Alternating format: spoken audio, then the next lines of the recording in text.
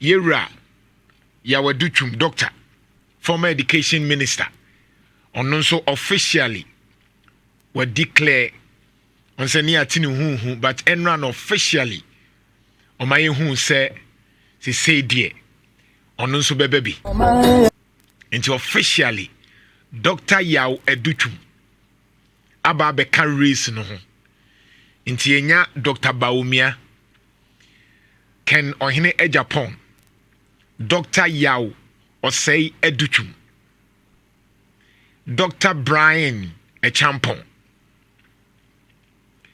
ene wo honorable Adenimu ono nso onyankan but likely so ono nso be join it Nhyira kwabena Japan as obeba as a omba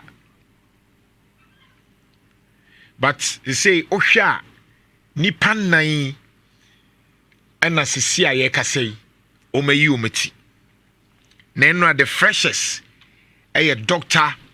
Yaw Osei Adutwum na eba ye no dodo na wode omo ka efa sa asem we ho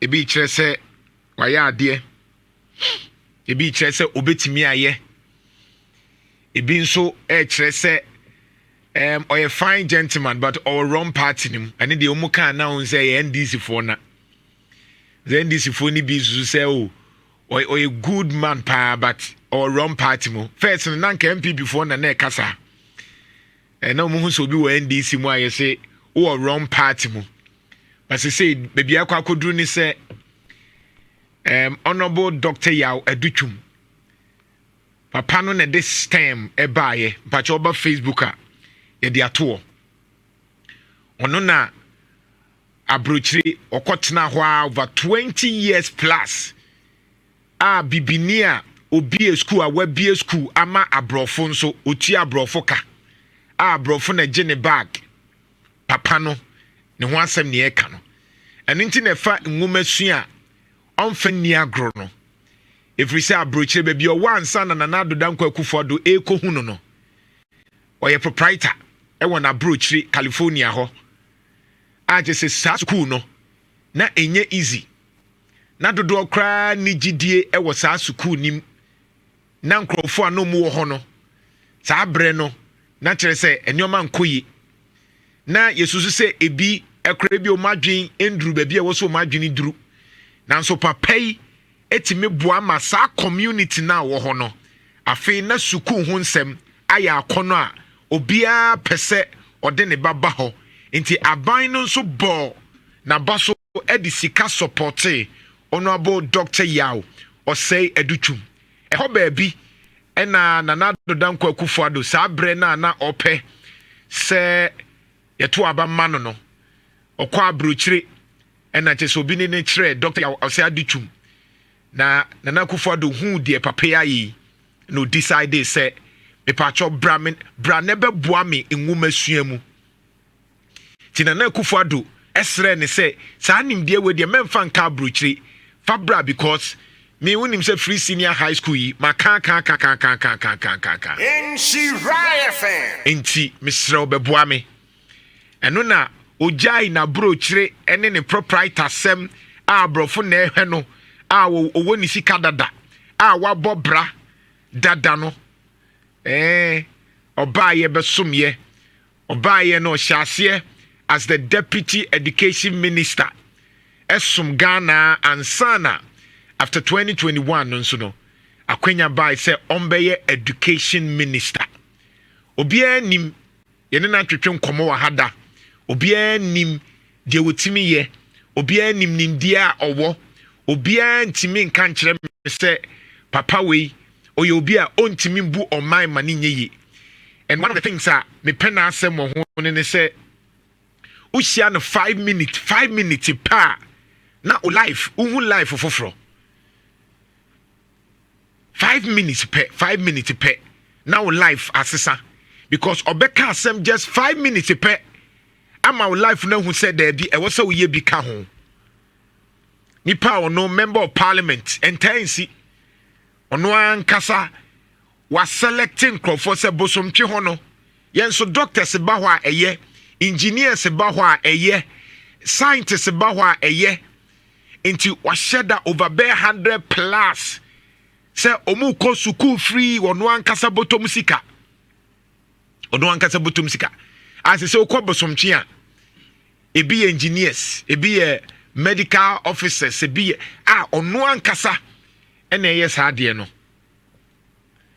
nano multimedia Love FM ye high school debates obabi of free or say Adutwum senior high school e wo bosomtwe jaache wono abayu anu nsema na oka any the way a na osi hwe se bi mrante no na anu ayedi nkomo se mepese oba no ekoye lawyer mepese okoye lawyer into wanya full scholarship multimedia Love FM abayu anu wanya full scholarship se onko sua de oyobi a na ni gi adesua ho na won se ye bibi bronika bibi sapiosexual ye se obi esua de no obi penimdi a naturally no na sa nipa no ne mani gine ho obi a opa adesua no obi a osua de ana obi a opese osua de bia no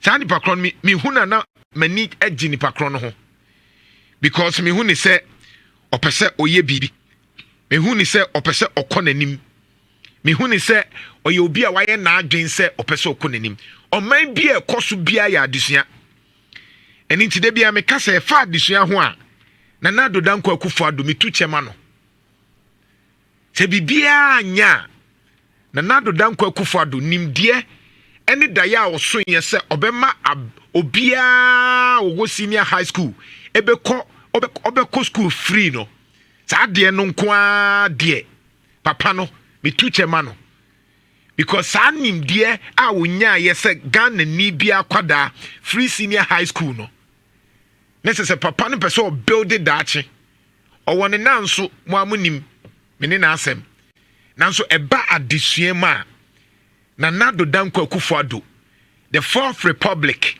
from JJ ebepim John Dramani Mahama so aban bia ni ho a wabon ho modern education mu chen na nado danko akufo the facts are clear the facts are facts aban bia ni ho a wa invest in education mu chen na nado danko akufo aban na sa anhihye ni nyina no na po ene Adutwum ehye ase ena honorable Adutwum sabaye no osade bibi foforo sa beka ho yef kokon no so mame osade bibi foforo beka ho. So it is very, very important. Say better say, nyamia ya dum. Hwe oman bi ekonanim no.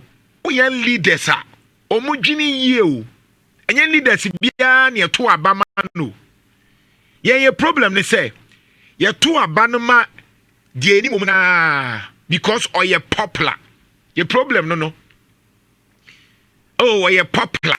Ni ato aba. Inti Ghana ha yemfa nimdie enya hwee. Yemfa nimdie enya hwee o. Unimdie no de betra classroom. Na no na me ne professor Kasie bi edi nkomo. Ose nana me a professor but me ntu me nkrofo fo se omunkoye amanyosem. Asema o kan ye no.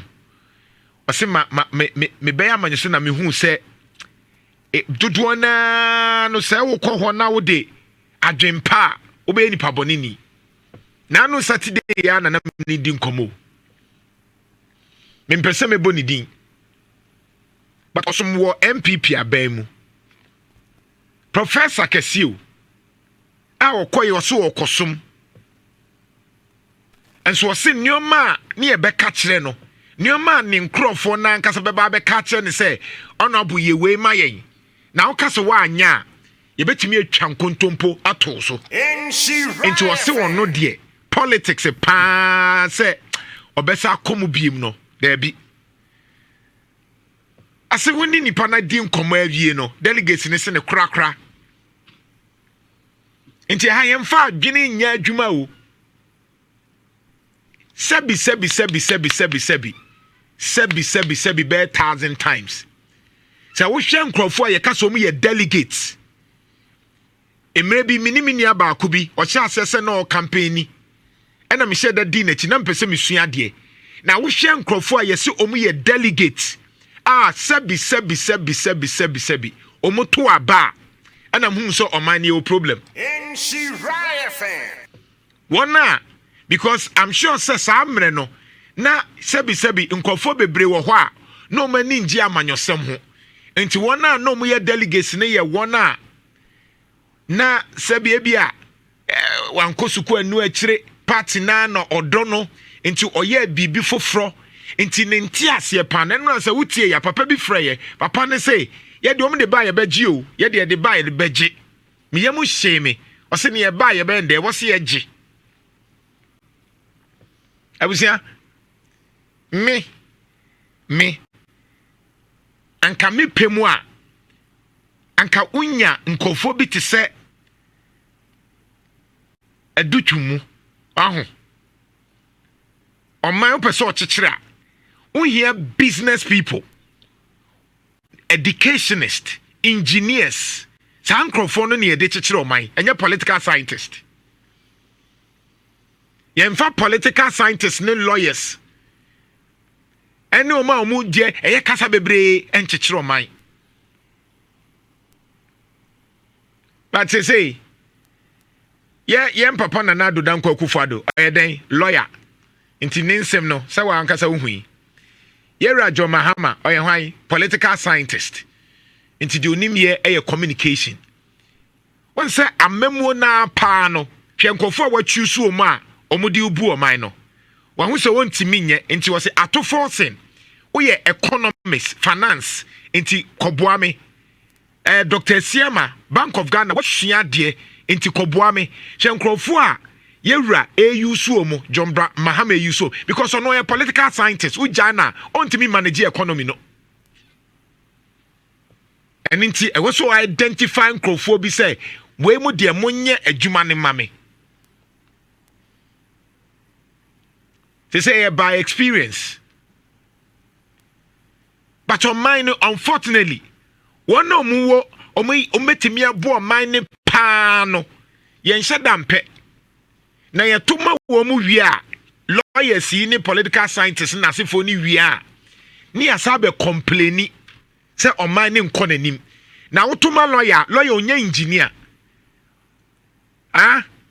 because engineers ni wono me education na sefo no omudi quantitative analysis na ye adwuma a process who ye quantitative no who the mass who the numbers who the calculation who the forecasting sanyo mani na ade ye adwuma wo and nti won na mutuo thesis amu de bibia fa no quantitative so the mass na se for ye adwuma no yes say build the bibia fa no hypothesis na ye de hypothesis na ye say de wa adwene ye wo ansa na wakwa ye nhwehwemu nti metimi a build the hypothesis ka say NDC betimi a wini 2028 ba menyanya nhwehwemu bia eno ye de maka enti se meka ne sa wi a se metimi aka se eyampa ena se enyampa no te se me ko teste me ko ye nhwehwemu by se me ne nkrofo bedi nkomo ahu se NPP be wini ana NDC be wini sa nyoma ni bi ena wa na mutie 2024 no eduru ba bi me ka kire krofo se for example time ani enyanyi vice presidential candidate for Dr. Bawumiano. Based on hypothesis and investigation and no maye and me jump to conclusion say Dr. Bawumia person owia omfa na pumbra samre na nkofo nim de maye eduru baby ekwa animu kakra no me be kan wa haka kire wo say based on hwehwemu ayaye no there's no way Bawumia be win 2024 ye kan ho asem wa ha enti ubon say time bia ye be kan bibi no na because ya ye hwehwemu enti wuti a kire na wo de watenka na ekasa onti de ye kana se Nhyira fan onti de ye kana se in NPP no ye Adutwum branchampon mu engineer kwabene Japan mu sankofo ne de chichiro man yo Sankrofo ne de chichiro man. But unfortunately, if I say engineer ni search here ding. Ni search here ding ti there be. Inti e pe o ma mbetimi akeka bi as we do timi keka bi kire we. Eno an ye pe. We de nani adin o obetimi adidi we atamo kan obepemo. But engineers are analytical.